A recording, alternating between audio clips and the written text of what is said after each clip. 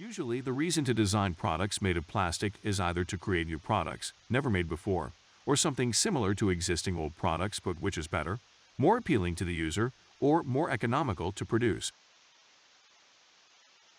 First, the designer must decide which type of plastic to use for the product. Then, he or she must select the best method for processing the plastic to create the finished product. Today, there are a number of different plastic processing methods, and new methods are developed frequently. 1. Molding. 2. Extruding. 3. Injection blowing. 4. Stretch blowing. 5. Thermoforming. 6. Rotational molding, and many more. There are many important points to consider when designing a new injection molded product.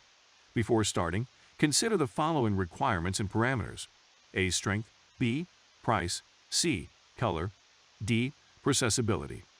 E. Temperature properties.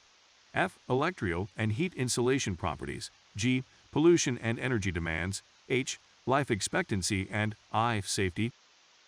Then you need to choose the 2D then 3D drawing program that you use more often and easily. In these tutorial videos, we may use some of the below programs. 1. Inventor.